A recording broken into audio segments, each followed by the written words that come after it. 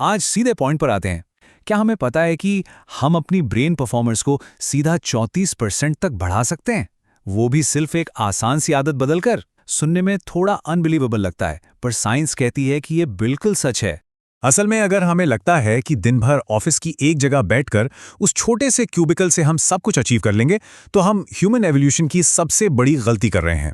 आज हम उन्हीं साइंटिफिक सीक्रेट्स को डिकोड करेंगे जो टॉप परफॉर्मर्स अपने दिमाग को एक सुपर ब्रेन बनाने के लिए यूज करते हैं।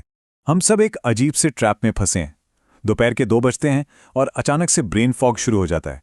फोकस बिल्कुल गायब। हम में से लगभग हर कोई स्ट्रेस और वर्क प्लेस बर्नआउट से गुजर रहा है। ऐसा क्यों? क्योंकि हमारा दिमाग एक्चुअली एक सर्वाइवल ऑर्गन है।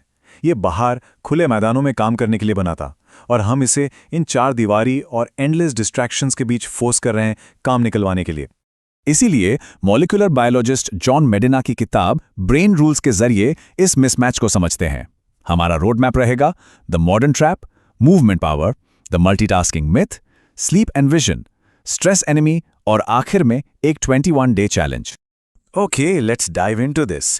पहला रूल, जिसका बैकग्राउंड हमने अभी देखा, द मॉडर्न ट्रैप। आगे बढ़ते हैं रूल नंबर 2 पर, मूवमेंट पावर। साइंस एकदम क्लियर है। एक फिजिकली मूविंग बॉडी और एक शार्प माइंड के बीच बिल्कुल डायरेक्ट कनेक्शन है। अब इन 2 एग्जाम्पल्स को ही देख लीजिए। एक तरफ है जिम, जिनका लाइफस्टाइल पूरी तरह सेडेंटरी है, दिन भर बैठे रहना, एनर्जी लो और बस कंप्लेन करना। दूसरी तरफ है फ्रैंक, 80 साल के हैं पर सुपर एक्टिव हैं और लाइफ को पूरी तरह थ्राइव कर रहे हैं। ऐसा इसलिए क्योंकि हमारा दिमाग उन एंसेस्टर्स के हिसाब से वायर्ड है जो रोज 12-12 मील चलते थे, ना कि दिन भर अनकंफर्टेबल अर्गोनॉमिक चेयर्स पर बैठने के लिए। होता क्या है ना, जब हम मूव करते हैं तो दिमाग में ऑक्सीजन और ग्लूकोज का फ्लो रॉकेट की तरह बढ़ जाता है। ये तेज फ्लो दिमाग से उन पॉइजनस इलेक्ट्रॉन्स को साफ कर देता है, लिटरली फ्लश आउट कर देता है। इसीलिए अगर कभी ऑफिस में काम के बीच ब्लॉक महसूस हो तो 20 मिनट की वॉक ले लेनी चाहिए। ये in work place mental blocks का सबसे सॉलिड और इंस्टेंट क्योर है।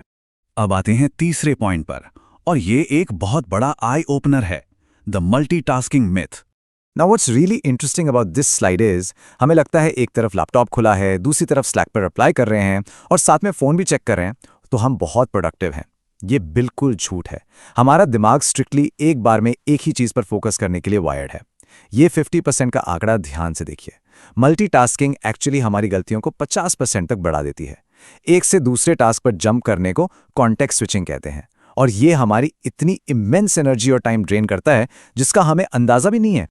तो अगर हमें सच में प्रोफेशनल एक्सेलेंस चाहिए तो इस मल्टीटास्किंग के इल्यूजन को कचरे के डब्बे में डालना होगा। इसकी जगह हमें डीप वर्क अपनाना पड़ेगा। एक बार में एक टास्क और एब्सोल्युटली जीरो डिस्ट्रैक्शंस। यही इकलौता तरीका है अपनी मेंटल एनर्जी को प्रोटेक्ट करने का। Moving on to rule number 4, sleep and vision. हम में से बहुत से प्रोफेशनल्स आगे बढ़ने की रेस में सोचते हैं कि नींद लेना, खासकर नैप लेना, वक्त की बर्बादी है, पर यह एक कैटास्ट्रॉफिक एरर है। नासा की इस ग्राउंड ब्रेकिंग पायलट स्टडी को देखिए।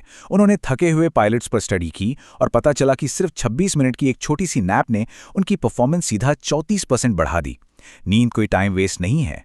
दरअसल सोते वक्त हमारा दिमाग पूरे दिन की इंफॉर्मेशन को एक्टिवली रिप्ले और स्टोर कर रहा होता है। ये एब्सोल्युटली क्रूशियल है।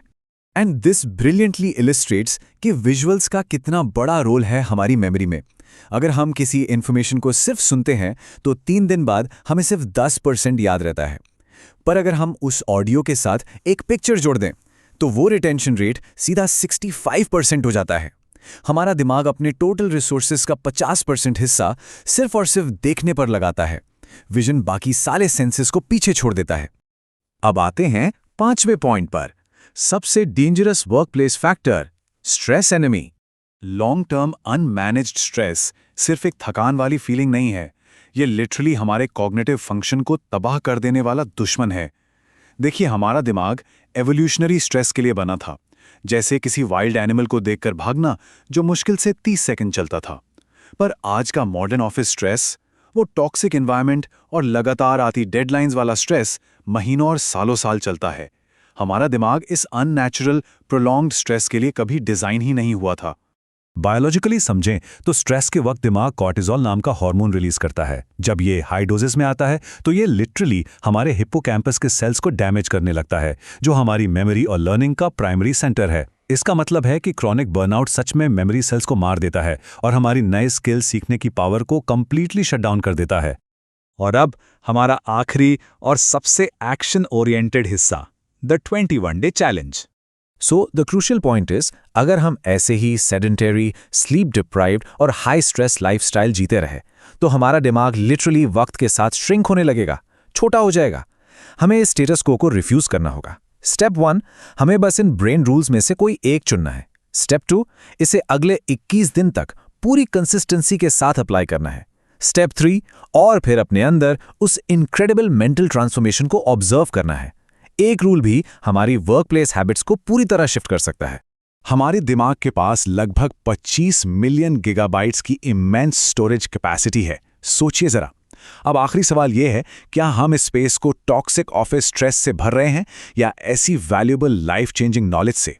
ये राइट नॉलेज ही हमारी प्रोफेशनल लाइफ को कंप्लीटली ट्रांसफॉर्म कर सकती है। तो फिर वेट किसका है? चलिए आज ही से इस बदलाव की शुरुआत करते हैं।